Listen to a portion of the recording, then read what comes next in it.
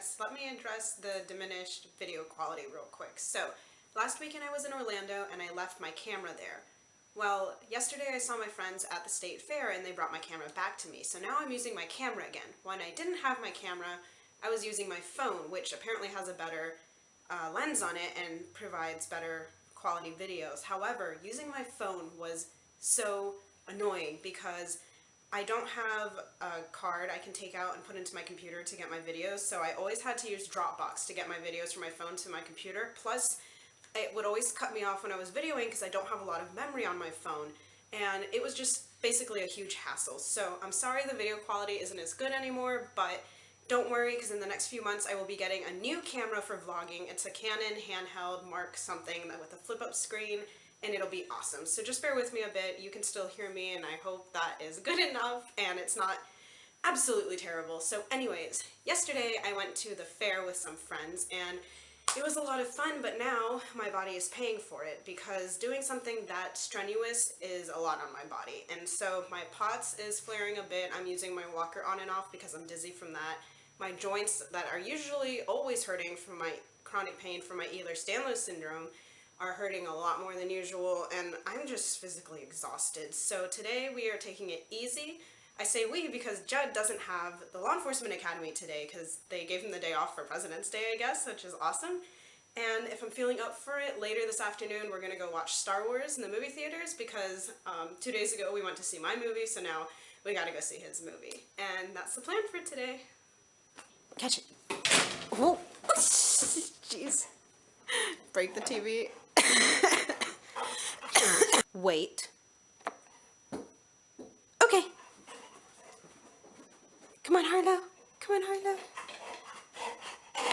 So when I'm too physically fatigued or just not feeling well enough to take Harlow to the dog park in the morning to burn her energy, I just play fetch with her up and down her hallway. It's not as effective as taking her to the dog park, which is always empty, by the way. I don't like dog parks that are super busy because people can bring aggressive dogs that will attack her, so I only go to our neighborhood dog park, which is always empty.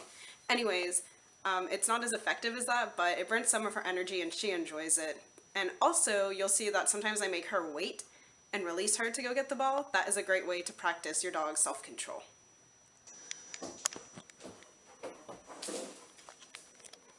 Hello. Oh, good morning. Morning. Judd's gonna go do our laundry. Harlow, you're not going. Laundry day. Yeah, it is. There's a stork in the tree outside our house. Oh, there it goes. Cool.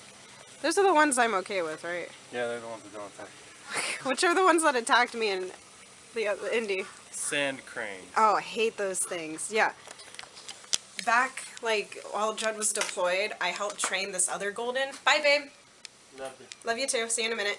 And in Judd's neighborhood, there are cranes, and those things would run after us and try and attack us. It was terrible. And in case y'all are wondering, our home was built in the 60s, and there was no washer and dryer in the floor plan back then. So we don't have a washer and dryer in our unit, but in our neighborhood, we have 2 laundromats, I guess. So literally, it's less than a minute away, and Judd just goes and does it once a week. I can't do the laundry for us because inside the laundromats it's very hot from all of the industrial dryers, and I'm heat sensitive, so if I stay in there too long and trying to do the laundry, I'll actually pass out due to my postural orthostatic tachycardia syndrome, my POTS. So that's how we do the laundry. It's not a big deal. At first we were like, oh, that might be a catch, but since our place is so spacious and the neighborhood is lovely and we're on the water, that was a huge thing for us. We love being on the water.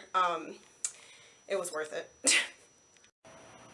So this view of being on the inlet is what really sold us on this place, despite not having a place to hook up a washer and dryer in unit, which honestly isn't a big deal for us anymore, like I mentioned. Plus the amenities here and the location in our city, it's perfect for us. I know it might not work for some people, but for us, it's awesome.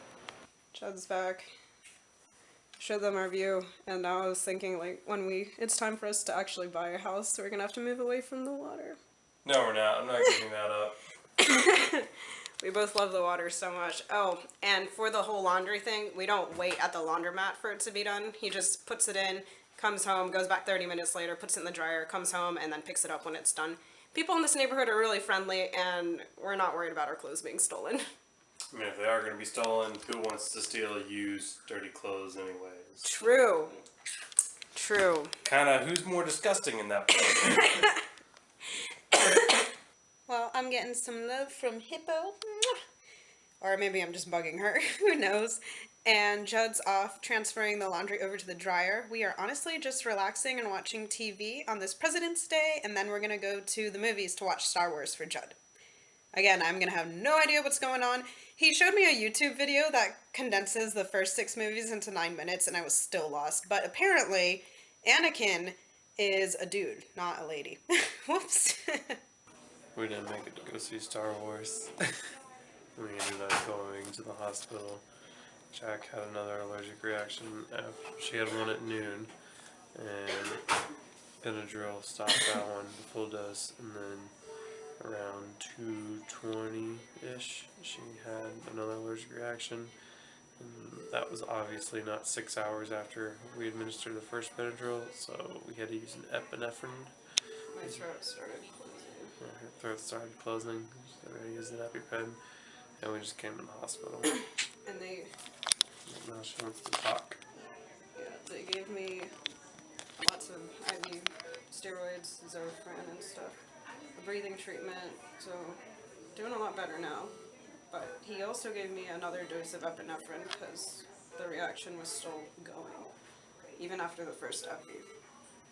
Hopefully they're not admitting me, but I'm groggy from all the meds. But I think I'll be okay to go home. The rashes are going away, I think, right? Yeah. Chronic illness is unpredictable, y'all. It's our home away from home. I am alive, y'all, and busted out of the hospital. Yay for not being admitted. And Judd, as of now, don't jinx it. No, I'm not jinxing it. You're the one saying I wasn't admitted. So technically, you'd be the one jinxing it. Nerd. I'm just happy to not be stuck there. Anyways, yeah, what happened, I had a reaction around noon 30. IV Benadryl took care of it, but then 2 hours later I had another one, and I can only give 50 milligrams of IV Benadryl every 6 hours as per my prescription. So we couldn't use anymore, and it escalated to the point where I felt my throat closing, so we epied. All my doctors, if you remember while I was in the hospital, the attending doctor said, if you feel comfortable, like you handled it, you don't have to come to the ER after you use epi. But all of my regular doctors who know me well, my care team, they're like, yeah, no, definitely go to the ER right after you use your EpiPen, no matter what, especially with all of your problems. Don't want to risk it. So we went to the ER, IV steroids, another half dose of IV Benadryl, 25 milligrams, and a breathing treatment. And since the reaction was still progressing, they gave me another shot of epinephrine and IV Zofran because I was nauseous. There we go. And now gave it a few hours observation, and yeah, they took care of me. Now Chad and I are going to pick up some food and head back home.